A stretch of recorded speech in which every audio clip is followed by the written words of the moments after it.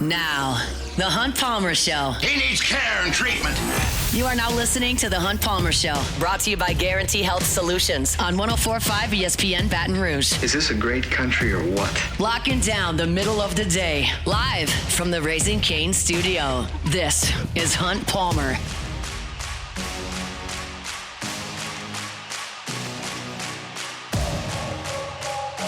Welcome in. Hunt Palmer coming to you from the Raising Cane studio downtown in the capital city on this Monday. Hope your work week is off to a good start. We're brought to you by Guarantee Health Solutions. Jordan Kitchens, Cassie Spazzali back there on the ones and twos, and fired up. You are here with us. Sean Fazende coming up in 15 minutes. He's down there in New Orleans with Fox 8. The Saints training camp opens tomorrow. We have made it through the NFL offseason.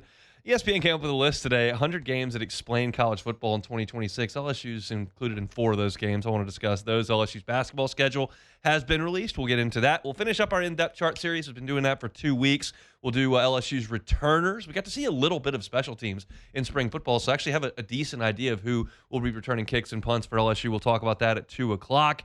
And is an LSU Tiger, former LSU Tiger, headed to the NFL Hall of Fame next? We'll talk about that in hour number 2. Plenty to do. We start with baseball. It's our opening drive. Welcome to the big league. It's time for Hunt's Opening Drive, presented by Fabry Chevrolet GMC in St. Francisville. In 2 hours and 59 minutes, Major League Baseball's deadline is in effect for drafted players to sign their professional contracts. It is not believed that Logan Schmidt will be one of those. We wrote about it this weekend at LouisianaSports.net. You've probably been looking into it as well. This is a surprise to me because this very, very, very, very rarely happens. So let's set the scene with Logan Schmidt. He was among the highest-rated players in this signing class for LSU. Depending on where you look, if you're Baseball America, if you're Purple Game, if you're Perfect Game, whatever the case may be, he's a top 70 player in this draft. 6'4", left-handed pitcher, 220 pounds, from California. Fastball up to 96 miles an hour, throws a ton of strikes, good breaking ball, and a guy that I didn't think LSU was going to get to school, and LSU didn't think they were going to get to school.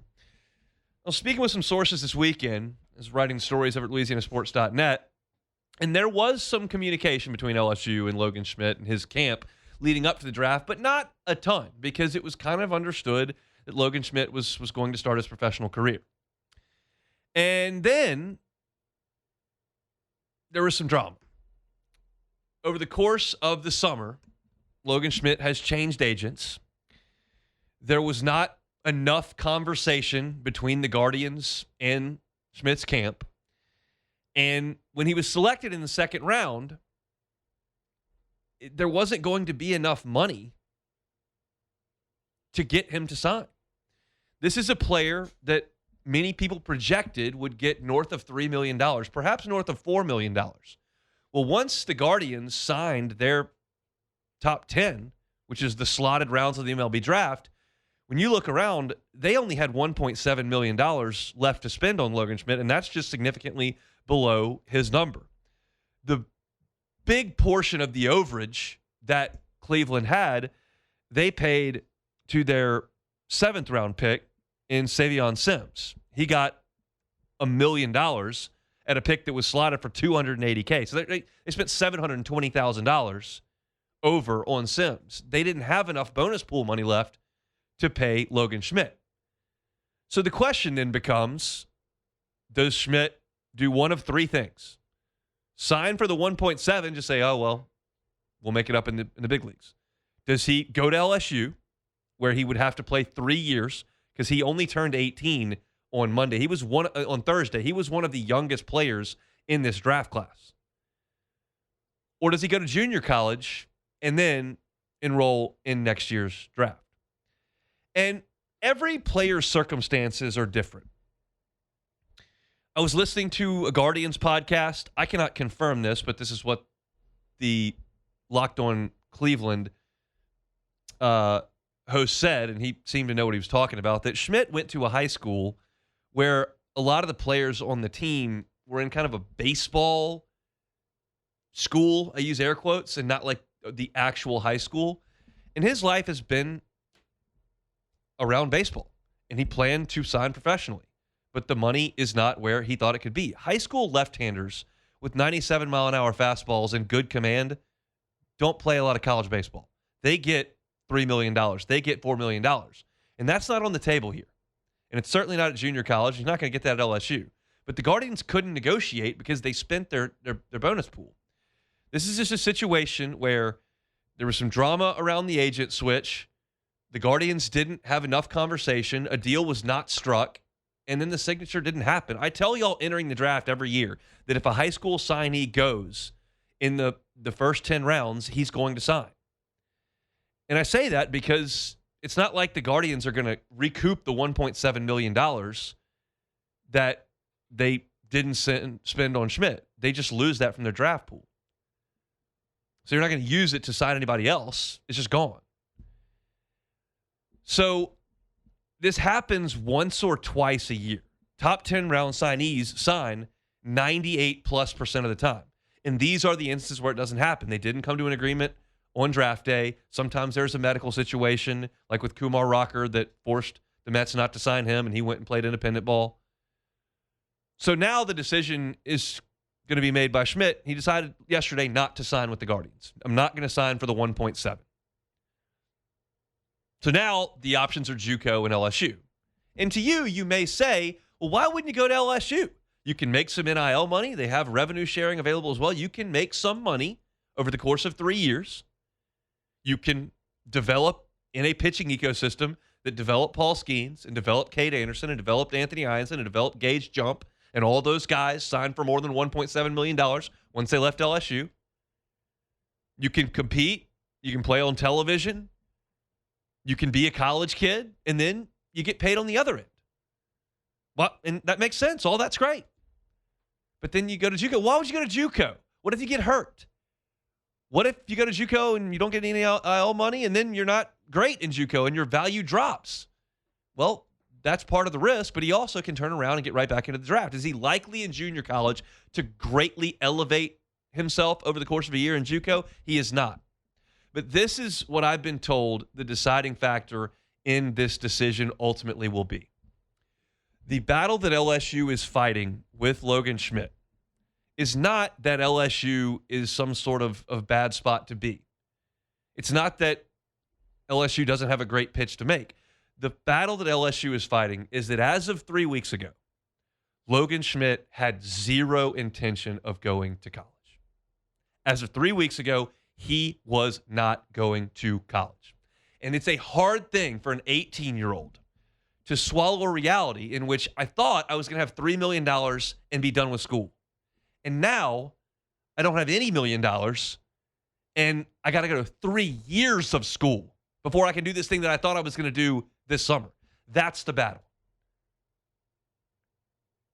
And school's not for everybody. I'm not telling you it's not for Logan Schmidt. I'm just speaking in general terms here. Like, some people hate school, don't want to go to school, don't want to study for tests, don't want to do homework, don't want to have grades. Some people don't want to do that. And baseball allows you to drop out of high school, and go. Not drop out of high school, but drop school after high school is what I meant and said it poorly. And that's the battle that LSU is fighting. LSU's sales pitch is a very good one. And I am told now that because communication has ramped up, that the camp around Logan Schmidt and Logan Schmidt are both now receptive to the idea of going to school. It just wasn't on their radar 3 weeks ago. Now it is. The first big decision here was turning down 1.7 from Cleveland, and that has, on Instagram, been made. You got 3 hours, he can change his mind. But that has been made. And I think that's a mature decision at first. The question is, do we want to just run this thing back, hope we can get $2.5 million next year after a junior college season? He's still going to be 19 years old. That's not old. He can still probably cash in next year this time, and he doesn't have to take junior college classes all that seriously. Just make your grades in the fall and coast through the spring. That's the question. And right now, my information is that there's not really a strong lean. But there's no deadline anymore. After 4 o'clock, if you don't sign with Cleveland, you don't have a deadline for a few weeks until school. So you can take some time. It's not like you got to make a decision between junior college and LSU by 4 o'clock. You just got to make the Guardians' decision by 4. Sounds like he's made that. He has to take a physical to sign professionally. That has not happened. He would have to go to Goodyear, Arizona to do that, to the Guardian spring training facility. He has not, to my information. So he's not going to sign with Cleveland. Now it's JUCO or LSU. This would be a big get for LSU. There's no doubt about it. I was told that this is between Cam Johnson and Cade Anderson. Like, Cade Anderson was polished. He was coming off injury, but the delivery was clean. He commanded 4 pitches. Like, he was a really good prospect that were not for injury would probably have been ready to roll his freshman year at LSU. Cam Johnson was a great physical athlete, but didn't have the command to go with the physical ability. I'm told that Schmidt is somewhere between them. He throws a ton of strikes, like I mentioned. The fastball is firm at 95, 97. He got good breaking ball, throws a changeup. Like, he would help LSU next season.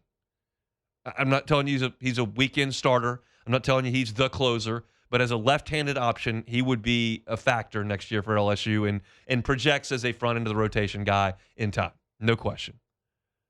But the question is he willing to go to school for 3 years when that just wasn't in the plan? And that's just going to be a difficult decision for he and his camp to make. It was an odd set of circumstances that led to this, with the agent shift and the lack of communication from Cleveland and the intention to go pro, but then the running out of money because they gave the 7th-round pick way over slot. And then all of a sudden you look up and this just didn't work out the way that it probably should have. And now LSU may benefit from that. I tell you this all the time. Like, in the MLB draft, you're looking for a flaw. You're looking for a unique set of circumstances. Like, Alex Bregman have a broken hand is not a flaw, but it was a set of circumstances that didn't allow him to play as much as a senior and teams to make that jump to draft him. And this is a circumstance where, with the agent change, it got into a weird situation on draft day and they didn't have the money. So I don't have a prediction on this that is rooted in a ton of confidence. My guess, and I say that with a lot of oomph here, like, I'm guessing that he will go to junior college. That's my guess. But I do know this, that LSU is putting on the full court press, has a pitch, and look, this is not a hard pitch. Jay Johnson was in Pittsburgh yesterday watching Derek Curiel, who turned down draft money as a high schooler, sign for more than $6 million. He's got fat checks to his name with Jacob Berry and Dylan Cruz and Cade Anderson and Paul Skeens and Gage Jump and Anthony Einson and Luke Holman, like all these guys. But it's not as simple as black and white. The gray here is this kid did not envision 3 years on a college campus. If you ask me, he'll be going to LSU. I don't think he will. But the question is, does he want to run this back next year? And if he goes to LSU, he cannot. He would have to wait 3 years. So that's the Logan Schmidt situation. You can read about it at louisianasports.net. We've had multiple stories up there. I'm always interested in the reaction to content like this. And it was a free-for-all over the weekend with y'all checking up on that. So we appreciate that. And we'll keep you posted as we learn anything. Again, there's no deadline with LSU and junior college that's approaching. You got to enroll in school coming up, but it's still July. You got 3 weeks to get that done. So we'll keep you updated as things happen. I expect things to move along here in the next few days, but maybe not today. So we'll see. That's a start to our show here. Our Monday show is brought to you by Guarantee Health Solutions. When we come back, let's talk some Saints training camp. They're on the field tomorrow. Sean Fazende will be there. He's talking to us next. The Hunt Palmer Show. Lifetime Roofing, lifetimeroofingla.com, lifetimeroofingla.com. It is storm season. It's been raining a lot. It was a dry weekend, but it has been raining a lot. Certainly last week it did. If you notice some leakage or feel like you might need someone to go check out your roof, let Lifetime Roofing do it. You can trust them.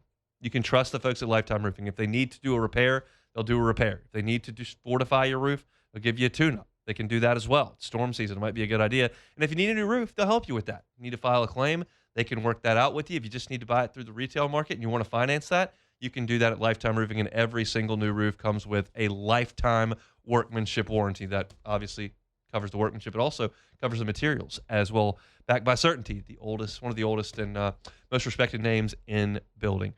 It's Lifetime Roofing. Check them out online at lifetimeroofingla.com. You're listening to The Hunt Palmer Show, brought to you by Guarantee Health Solutions. Guarantee Health Solutions, guiding healthcare forward. GuaranteeHealth.com.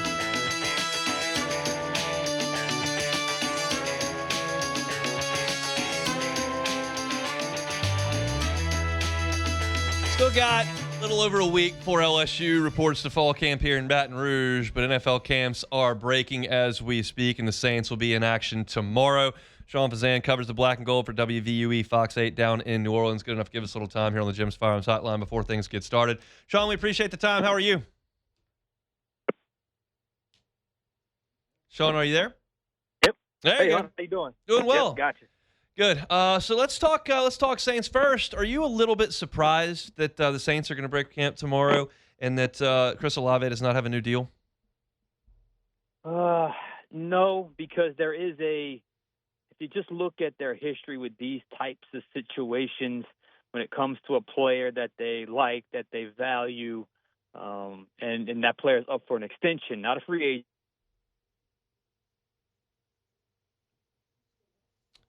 I think we lost Sean there. Sean, can you hear me? May have a little bit of a cell issue. Okay, there you go. I've got you back now. Yeah, right. when you've got as you were saying, we lost you there. We said that when you've got a player that's up for an extension, not free agency, and you can continue. Yeah, no. When you have a player up for an extension, not necessarily a free agent, the timeline is certainly different. Mickey Loomis is a naturally patient person, just in general. When you talk about the way he handles certain things, and especially when it comes to contract negotiations. But generally speaking, they get the job done. It's just from a timing standpoint, sometimes it's during training camp, sometimes it's during preseason. Sometimes you'll see something like week 1 or week 2 of a season. So there's not a whole lot of consistency when it comes to when they actually get these deals done. Obviously, when a player is going into the last year of his contract and he wants a new deal and is obviously up for a new deal, there's always that decision that will he force the issue by reporting, not reporting. Something feels like at this point Olave will be there, but I guess we'll know for sure Tuesday and Wednesday when they start practicing. But the other thing kind of complicating this, and this is you could put this on the Saints or whoever, the market has changed pretty significantly since we've had this discussion when it comes to Chris Olave, where frankly a couple of guys got overpaid in the market, and I'm talking specifically Drake London. When you talk about him being the third highest paid receiver in the NFL at $36 million or whatever it is, that makes things a little more complicated. And does that affect the price range for Chris Olave getting him signed? All those things will hopefully be worked out in due time. But no, it's not a crazy surprise that he doesn't have a deal done just yet. Let's talk Tyler Shuck. Obviously, a very different circumstance than this time last year where he was splitting reps with Spencer Rattler. How much different do you anticipate this camp being for him and how beneficial? Oh, 180. I mean, last year he's trying to find his footing, just learning life in the NFL as a rookie while also competing, for, the starting quarterback job. And, at this point in training camp, I would say the first wave of training camp, he was significantly behind Spencer Rattler in terms of what they were doing on the field. And from that first preseason game on, he had really closed the gap. Obviously, we know how the season played out, and eventually he got his chance to start week 9 of the season. But this year, it's all him, and everything's been geared around him. They've made significant offensive investments, all for the purpose of getting the best out of Tyler Shuck because of what he showed at the end of last season when he was able to do a lot. And if you go back and check some of the players he was working with those last couple weeks of the season, was very, very, very little. So it's a complete 180. And franchise-wise, look, you follow football a long time. You can have a lot of boxes checked in your organization. If you know the quarterback box checked, there's going to be fear. On the flip side, you could have the quarterback box checked and maybe not some other boxes checked and still feel pretty good about where you stand because you have that quarterback box checked. I think that's where the Saints currently are right now.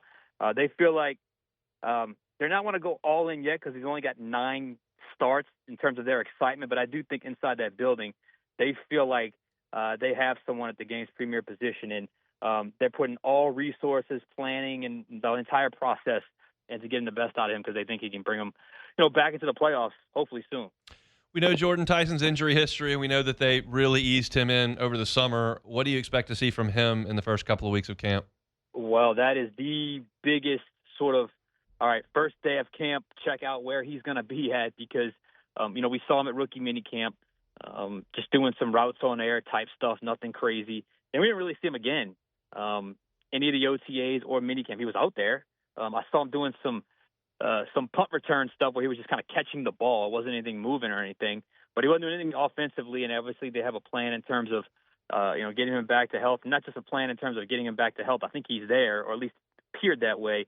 It's gearing him up for the ramp-up period of what's going to be a pretty intense training camp. So if he's not on the field and it lingers into August and mid-August, then we got a serious situation or a significant situation. If they're still taking it slow, incremental, I guess it's sort of how every organization is different. Every training staff is different. Then I guess you have to respect the process of what they want to do when it comes to that. But there's going to come a time where he has got to get on the football field, where all the ramp up, all the precautions have to be thrown out, and he's just playing ball. If you ask him, I'm sure that's where he is right now. We'll see Wednesday when practices start exactly if he's on the field ready to go. Sean Fazende is our guest of Fox 8, covering the black and gold. Saints in training camp practice tomorrow. Another guy that fits kind of that description as well, you got to get on the field or you're probably not going to make the team in this instance, is Kendre Miller. What can you tell us about him recovering from injury and if he may be available? Well, that's another one. I mean, look, he's got to stay healthy. He's got to figure out a way. This was, I remember being in L.A. the second year of DA when we had the training camp out there.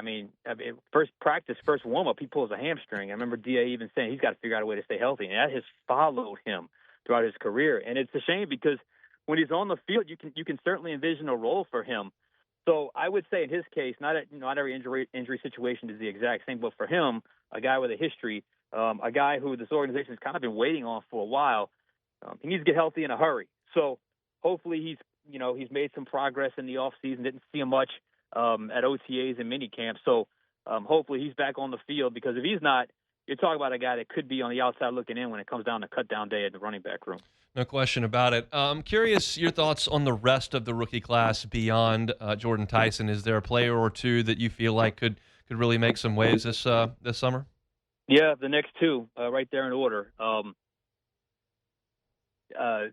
Christian Miller is a defensive tackle position in this scheme. This guy comes in as a run stuffer. If you look at the way Brandon Staley runs the scheme, it's almost on purpose. He's a little vulnerable against the run, just because of the numbers that he likes to use in certain situations, in the box, out the box.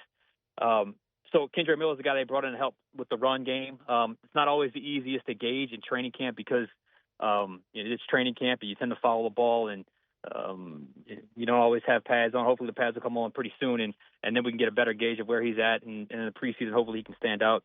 And then Oscar Delp is a guy that started to watch the back end of minicamp. He had a couple of really good days.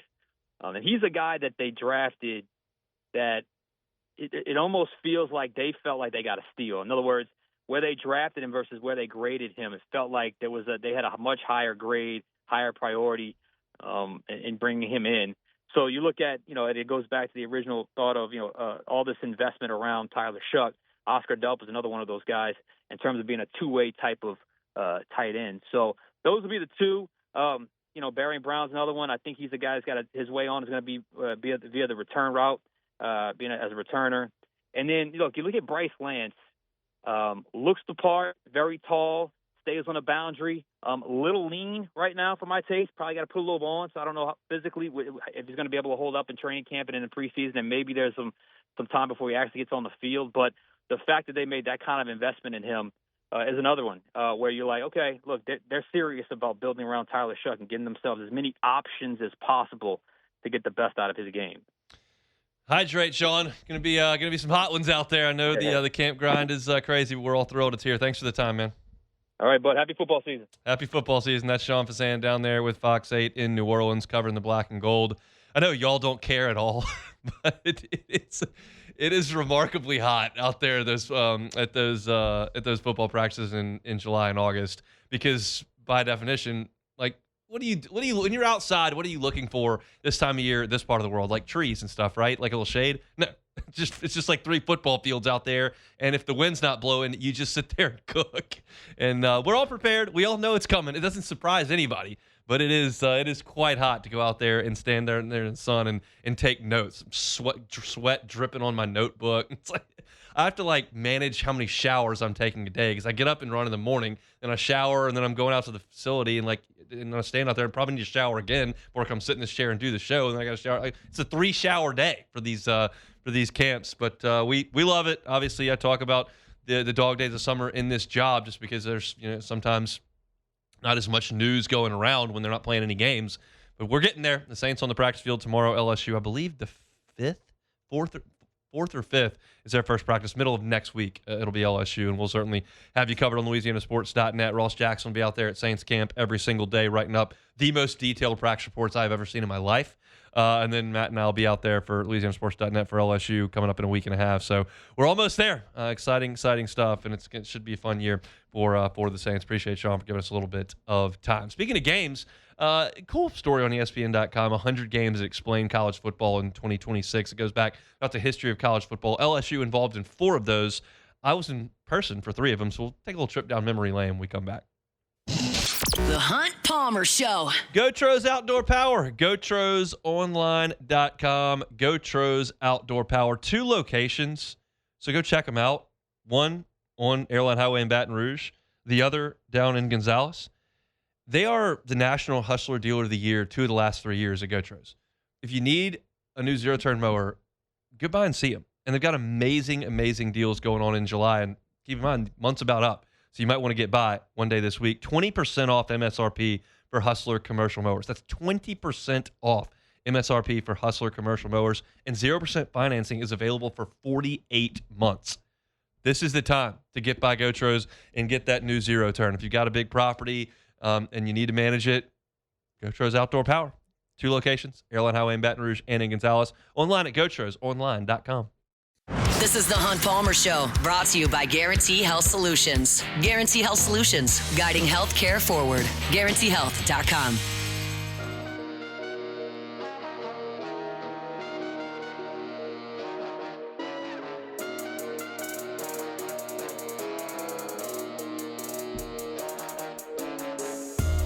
Swing Easy Golf Club in Baton Rouge. SwingEasyGCBR.com is the website. They're on Segan at Perkins.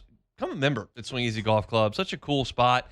You can swing on by before work, swing on by at lunch, get on by after work or on the weekends. Membership comes with the ability to use facility at a discount rate early in the month. You also can entertain clients there. Got locker space. It's a great place to hang out, work on your game, have some fun, play on the courses. They've got great membership options, both for corporates and personal. Just get by and ask. Go see him on Segan at Perkins. If you've never played simulator golf before, it really is fun. It's a different experience than playing out on a course, but it's climate controlled. It's quicker. It's private. And it's a lot of fun. So get on by and make a weekend out of it or swing by after work. Swing Easy Golf Club in Baton Rouge. Segan at Perkins. SwingEasyGCBR.com. All right, ESPN comes with lists this time of year, right? And I just like to check the local angle out. And they put together 100 games in the history of college football that helped shape where we are today. And LSU's listed in 4 of them. And 3 of them are positive memories. One's not. But number 25 on this list in the innovation category is LSU beating Clemson 42-25 in the national championship game on January 13th of 2020. The blurb writes, the offensive innovation of the previous 20 years, wider splits on the offensive line, more passing, run-pass options, they all came together in 2019 to produce one of the best offenses we've ever seen. Joe Burrow threw for 5,600 yards and 60 touchdowns. Absolutely preposterous numbers, and LSU topped 40 points in 12 of 15 games, rolling to a demonstrative national title against defending champion Clemson in the title game. Burrow threw for 463 yards and 5 touchdowns. And when I think about that team, when I think about that game, I think about the fact that Clemson went up early, and I think about a text that a buddy sent to our group text. It's like, we're in a little bit of trouble. And I remember thinking to myself, there are 2 guys that have done this to me, Burrow and Skeens. But I thought to myself, even though Clemson was winning the game, I thought, if I don't have confidence in this team, in this spot, then when will I ever have confidence in an LSU team the rest of my life? I really thought that. I thought that with Skeens toward the end. I was like, if he's pitching, LSU's going to win. Because if I don't have confidence that he's going to win, then what am I even doing here, right? And that's what it felt like watching LSU. And, of course, they just started cooking, and Clemson had no answer, and they scored 42 points because that's just what that team was going to do. And it's so rare that you see something in sports or you watch a team or a player in sports and you think to yourself, it may not ever get any better than this. And that's the way I felt probably after the SEC championship game where they torched Georgia. I thought to myself, like, this is probably the best I'll ever see. I hope I'm wrong.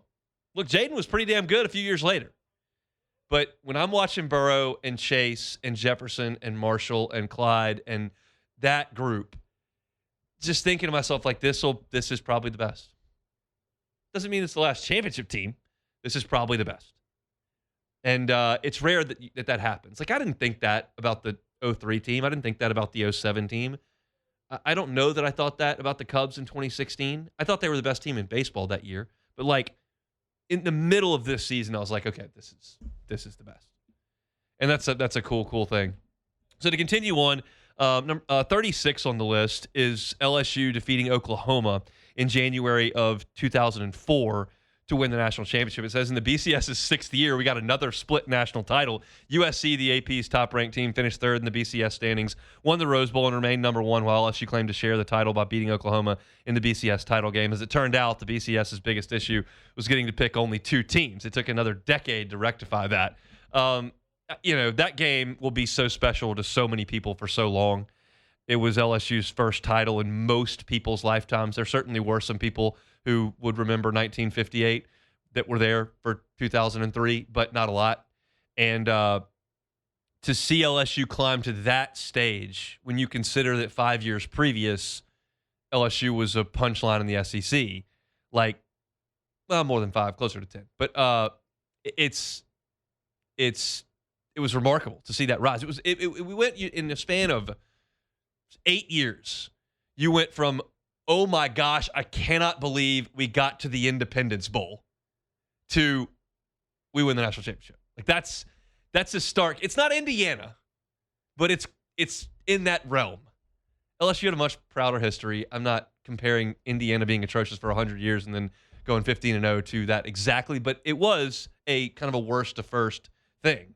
And LSU did that on that night in January in the Superdome that I'll remember for a very, very, very long time. Number 39 on the list is LSU losing to Alabama 21-0 in the title game, but it's paired with Iowa State beating Oklahoma State in November. And so the two games that broke the camel's back, the drumbeat for a playoff had already grown deafening by 2011, but when Iowa State upset unbeaten Oklahoma State late in the season, thanks in part due to an Oklahoma State missed field goal by a millimeter, if at all, Alabama ended up landing the number 2 spot and getting a rematch against unbeaten LSU after a classic 9-6 win in Tuscaloosa. The title game was a 60-minute sleeper hold in the Tide's favor, and the poor television ratings that resulted from it convinced the final holdouts that a 4-team playoff was a pretty good idea. I don't think we want to rehash the national title game because it was so awful. Just awful. I had literally the worst seat in the Superdome. Literally the worst one. And if you think, well, I was pretty high up. Well, I was in the press box, which was on the roof, and I was in the last seat all the way to the right, which had a wooden wall right next to my right ear that blocked out the end zone. Now, LSU didn't need the end zone. I didn't need to see the end zone. It didn't matter. And by the time Trent Richardson ran for the only touchdown of the game, I was in the elevator going down to do interviews and didn't even see it. So I didn't see it. So, but I had the worst seat in the dome for the worst thing I've ever watched in my life. It was just absolutely awful. But I will take this opportunity to suggest that I was in a bar in Memphis, Tennessee, the Friday night that Iowa State beat Oklahoma State. I was going to go to LSU Ole Miss when LSU kneeled with 5 minutes to go in the game. Y'all remember that game? The night before that was when Iowa State beat Oklahoma State, and I was in Memphis staying with my buddies before I drove down to Oxford, and I watched it, and the second that game went final, I got a sick pit in my stomach, and I went, that's going to be a problem. That is going to be a problem because they're going to let Alabama back in this game, and that's a problem. Because I just watched LSU play Alabama, and it was a marvelous football game, 9-6. I will never listen to anyone who says that game stunk. I know people like to see points, but when you look at the rosters from that game and you look at the defense that was played, those quarterbacks stunk that day, no doubt. Field goal kickers stunk that day, no doubt. But the physical 11-on-11 football was brilliant, and the environment was brilliant, and there were celebrities everywhere. I was in Bryant-Denny that night. It was unbelievable. But I knew that it was going to be a problem trying to beat that team twice. And I knew that LSU would have cleaned Oklahoma State's clock, just like they did West Virginia, just like they did Oregon. And I felt that night that there was a big problem. Now, I remember being in Atlanta after LSU beat Georgia, the Tyron game, and watching Oklahoma State. I was at Stats, the sports bar, and I remember watching Oklahoma State hammer Oklahoma, which I thought maybe that's enough to convince the people to vote it and to plug that into the BCS, but it ultimately was not. So no good in that situation. So that's the third one. And the last one, number 88, dramatic finishes, of course, the Bluegrass Miracle. I've got interesting memories of that as well. I wasn't at that game in Lexington. It was November 9th, 2002. I was at home. Me and my dad were watching the game. Super bummed, obviously. You're talking about a team that should beat Kentucky, that is getting beat by Kentucky. And me and my dad decided we were going to go play 9 holes of golf after the game ended. Remember, it was the Jefferson Pilot game. It was the 11 o'clock game, so there's still time after that game. And so we were going to go play golf afterwards. And so we were dressed and ready to go play golf. And the Bluegrass Miracle happens. Devery catches it and runs into the end zone. And I just looked at my dad and I go, we won. Like, there's not a huge celebration. It didn't like run around the house, didn't scream, nobody's clapping. I just kind of looked at him and go, we won. There's 2 times I can remember being like almost disheartened by a win. It was this game, the Bluegrass Miracle. It's not disheartened. It was cool to see, and you're glad they won. But the T-Bob snap Tennessee game with the untimed down, that was like Ridley runs in on the untimed down for a touchdown, and like Tiger Stadium like didn't even cheer. Everybody just walked out. It's like, how did we almost lose to Tennessee? They stink. We're supposed to be good. And it was when everybody was kind of down on less. And like those are the 2 wins I can remember. The Bluegrass Miracle and the Tennessee T-Bob snap game where I went, oh, we won? Great. Which is probably not the best way to be a fan. You should enjoy yourself. But the Bluegrass Miracle was something wild. And I also have another worthless nugget on the Bluegrass Miracle. Me and my dad did go play golf that afternoon. And how old was I for that game? 2002. So I was 14. And I holed out a bunker shot, which I had never done before on the golf course. So it was like a day where LSU won on a Hail Mary from like 70 yards, and I holed out a bunker shot on the golf course. Probably still shot a billion, but I made a bunker shot same day as the Bluegrass Miracle. So that got that going for me. That's a look at ESPN's top 100 games that have shaped where we are in college football. LSU included 4 times. LSU beating Clemson in the national championship, the Oklahoma national title that had a split there, Bama Natty loss that destroyed the BCS for good, and then the Bluegrass Miracle in the dramatic finishes. So you can go check out the entirety of the list. It is still lift season to a degree. The Saints aren't on the practice field just yet. LSU's not on the practice field just yet. So get to one there from ESPN.com. We actually may talk about another one in the second hour. You just never know. We'll see. When we come back, we will close out hour number 1. LSU's basketball schedule came out today. I'll have a thought on the non-conference, another thought on the conference games, as well as Will Wade's first team is set to crank things up in November. We'll do that when we come back.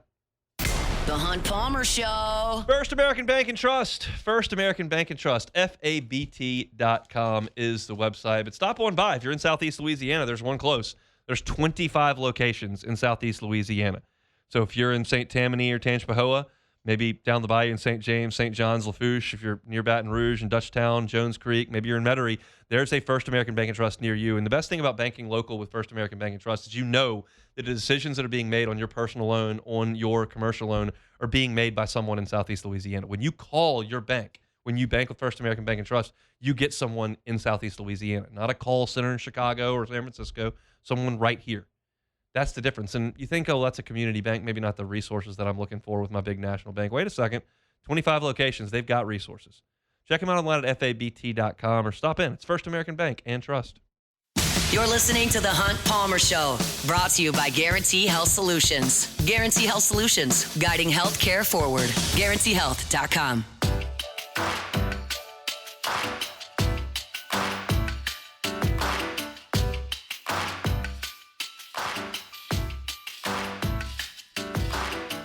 Boudreaux's Electrical Services. Boudreaux's Electrical Services. Need that Generac home standby generator. There's only one call you need to make, and that's to, you guessed it, Boudreaux's Electrical Services. Neil Melissa Boudreaux.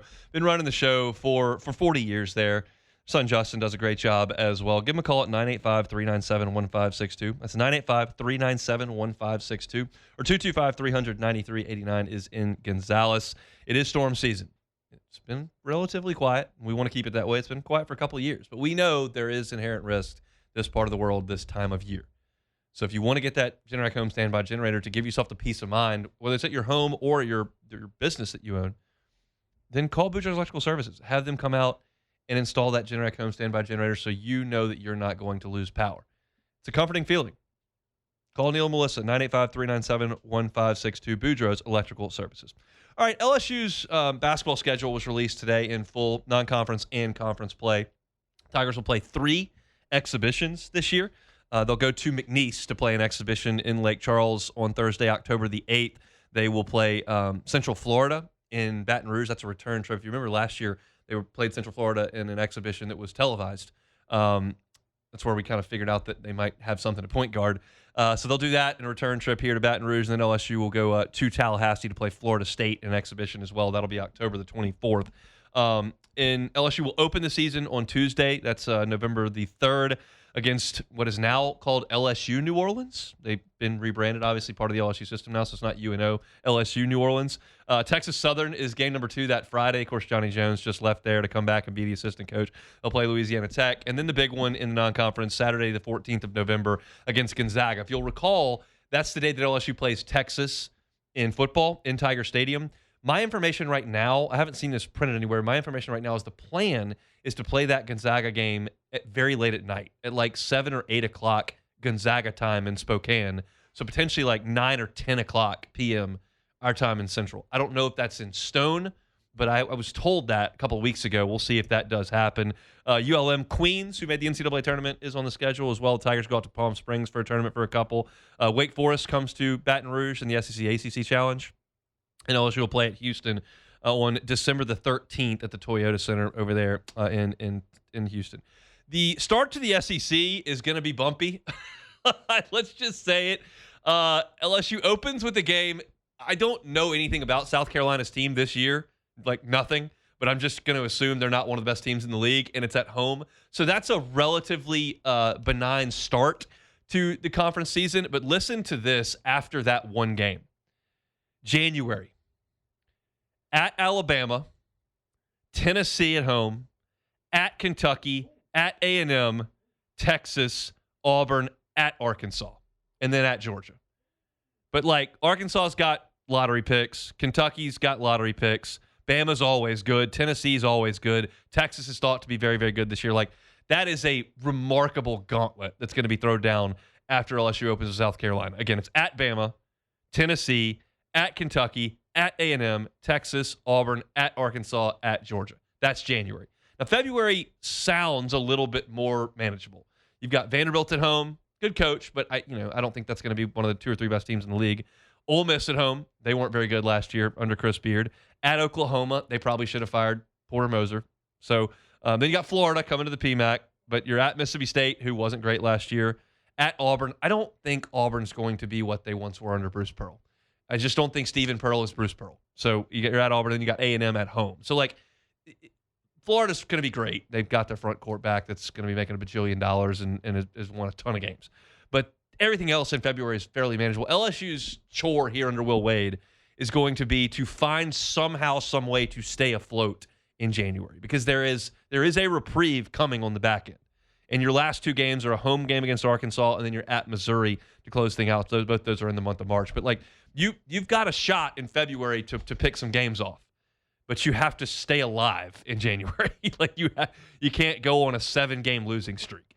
And again, I don't even know what LSU's team's going to look like, y'all. I have no idea what the courts are going to decide, what players they're targeting. I told you 2 weeks ago that I had a conversation with someone inside the basketball program, and that they're comfortable and confident with what they've got and the cases they've made and the commitments that they have and what they're going to do from a personnel standpoint. It's just not public. And I don't have anything further to add to that other than to say, sounds like they got their ducks in a row. But from the outside, it's nerve-wracking because you never get to this point in the calendar without a firm feel for what the roster looks like. And right now, from the outside, we do not. But as I told y'all 2 weeks ago, if they didn't have guys that they knew were going to be eligible, they would have gone and backfilled with lesser players. They would have done it. Will Wade's not dumb. You could say brash. You could say confident. You could say a lot of things about Will Wade. But he's not dumb. And there's no way that he's going to go into this basketball season with 8 guys on scholarship. Well, we tried to get the international guys. They're not eligible, so we just didn't fill it. Like that. Say that out loud. You think Will Wade's going to do that? He's not. We just don't know the names, and they'll come. But it's a brutal month of January for LSU on the hardwood that lightens up a little bit in February. But January is the month where basketball it attempts to steal some spotlight here in Baton Rouge, because you got football that runs all the way to Christmas, right? And then you've got baseball that's right there in the middle of February. Basketball is trying to win its share of the conversation in January. And they certainly can. If they start winning some of these games, you better believe it'll steal some attention. But there's also a thought that they could lose 4 or 5 in a row. Again, probably not, but lose 4 or 5 in a row. And then people in this town just throw their hands up. So it's a tough spot. Hoops is going to have to figure it out. But I trust Will Wade with roster management. I think we'll get some good news on that front over the course of the next 2 weeks. All right, our Monday show is brought to you by Guarantee Health Solutions. They're online at guaranteehealth.com, guaranteehealth.com. Rachel Fricke and her team just do phenomenal work. If you have not considered your digital footprint, your website, your patient experience in the healthcare field, check out Guarantee Health Solutions. They're online at guaranteehealth.com, guaranteehealth.com. In-depth chart. Who's returning punts and kickoffs for LSU this season? We'll talk about it after SportsCenter. The Hunt Palmer Show. Fabry Chevrolet GMC, FabryChevrolet.com. That is FabryChevrolet.com. Been telling you these awesome deals all month long. And you have until August 3rd to get by and score them. But I would suggest you get by and do that as quickly as you can, because GMC is offering employee pricing on the 2026 GMC Sierra 1500 Denali's. Now until August 3rd, you can get up to $8,000 off select Denali's. Chevy's offering 0% APR financing for 5 years on the 2026 Silverado 1500s, plus no monthly payments for 90 days. You got that right, 3 months, no payments now until August 3rd. And Chevy's offering bonus cash on select new vehicles to firefighters, police officers, 911 dispatchers, and EMT paramedics. So get by and see them in Highway 61 in St. Francisville. You can check out the inventory online at FabryChevrolet.com. Always invite you to do that. But get by and see them. See why the Fabry family has been in business for 35 years. Their customer service is second to none. So check out that entire inventory. It is online at FabryChevrolet.com. That's FabryChevrolet.com.